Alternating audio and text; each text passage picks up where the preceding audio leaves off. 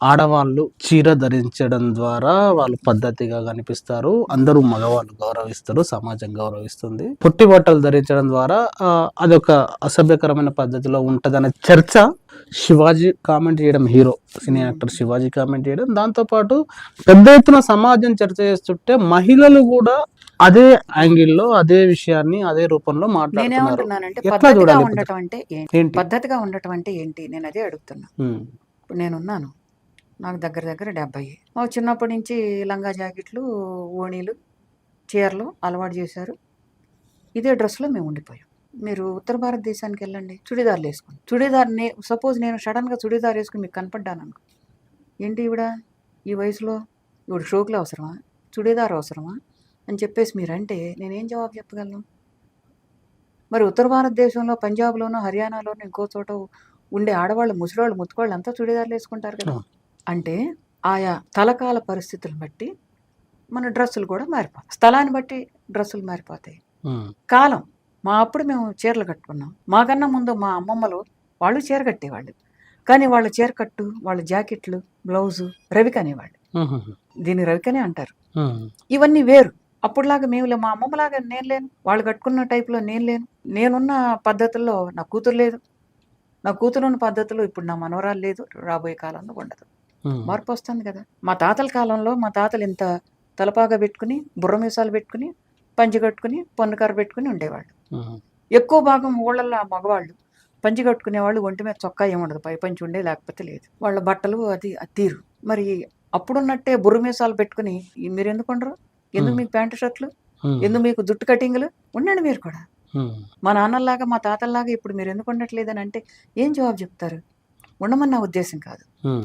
కాలాన్ని బట్టి మార్పులు వస్తున్నాయి కదా, ఇది మనం అర్థం కావాలి. ప్రాంతాన్ని బట్టి కూడా ఉంటుంది. ఇప్పుడు చలి ప్రదేశాలకు వెళ్ళండి, మనకుండే మన చుట్టూ ఉన్న దీంట్లో ఆడవాళ్ళు ఈతలు కొట్టడం తప్పు, మగాళ్ళు కొడతారు తప్ప, మగపిల్లలు కొడతారు తప్ప. ఇంకా చిన్నప్పుడు చిన్నపిల్లలు అయితే అసలు మగపిల్లలు ఒంటి మీద బట్టలు కూడా ఉండవు. కానీ డైవింగ్, వంతెన మీద నుంచి కాలువల్లోకి దూకి ఏమి ఈతలు కొడతారు. బరిగడ్లు ఉంటాయి కదా, గేదెలు ఉంటాయి కదా, ఆ గేదెల మీద ఎక్కి స్వారీలు చేస్తూ ఉంటారు. నేను అది తప్పు అంటలేదు, బాల్యం అది, వాళ్ళు ఈతలు నేర్చుకుంటున్నారు. మరి ఈ ఈతలు ఆడపిల్లలకి ఎందుకు నిషిద్ధం కదా? ఈత కొట్టాలనుకో చీర కట్టుకుని ఈత కొట్టగలనా? చుడిదార్ వేసుకుని ప్యాంట్ వేసుకుని ఈత కొట్టగలనా? మరి ఈత కొట్టాలనుకున్నప్పుడు ఆ స్విమ్ సూట్, స్విమ్ డ్రెస్ లేకుండా ఇంకెట్టు ఉంటుంది? నువ్వు చీర కట్టుకోలేదు, నువ్వు పద్ధతిగా లేవు, నువ్వు స్విమ్ సూట్లో ఉన్నావని అంటే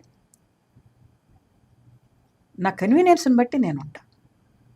ఆటల్లో ఉన్నారు అమ్మాయిలు, అది ఏ గేమ్స్ అన్నా కానివ్వండి, అది రన్నింగ్ రేస్ కానీ, లేదనంటే రెజ్లింగ్ కానీ, లేదనంటే టెన్నిస్ కానీ, ఇంకొకటి కానీ నిండగా చీర కట్టుకుని నువ్వు రెజ్లింగ్లోనూ, పరుగు పందాల్లోనూ, టెన్నిస్లోనూ ఉండగలవా?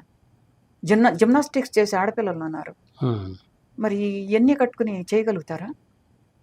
అంటే ఆడపిల్లలు అన్నిటితోనూ ముందుండాలి కదా, ఆడవాళ్ళు అన్నిటితోనూ ముందుండాలి కదా అని ఓ పక్కనంటూ నువ్వు పద్ధతిగా ఉండనంటే పద్ధతి అంటే ఏంటి నాకు తెలియకడుగుతా. నాకు అర్థం కావట్లేదు పద్ధతి అంటే ఏంటి అసలు పద్ధతి.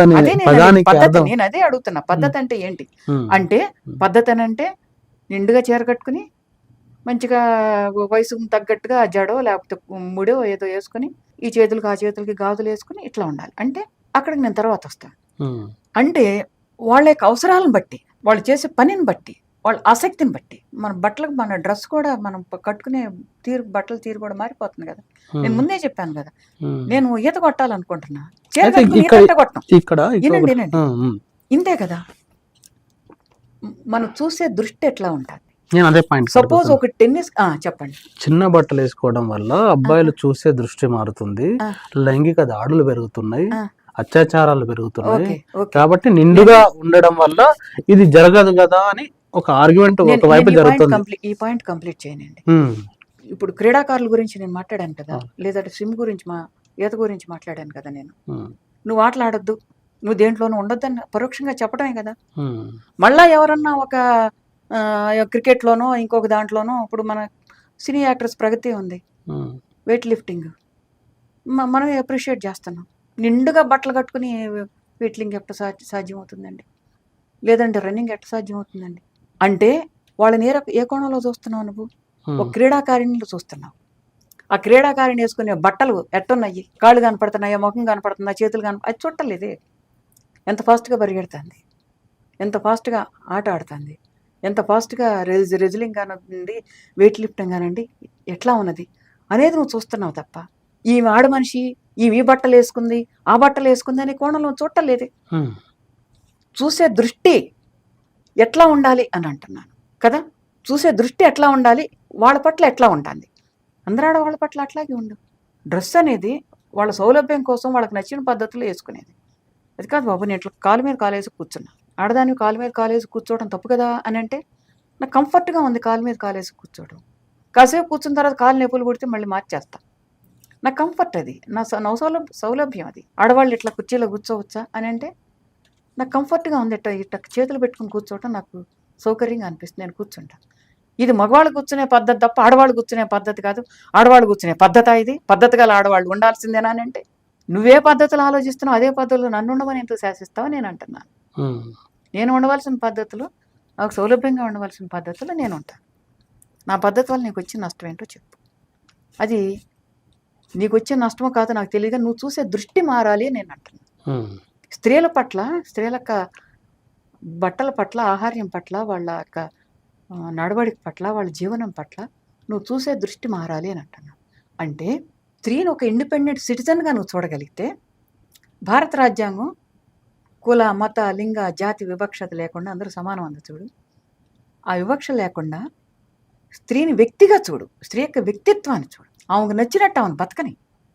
నువ్వెందుకు నాకు శాసనాలు చేస్తావు నేను అడుగుతున్నాను. అది పద్ధతి కాదని చెప్పదలుచు.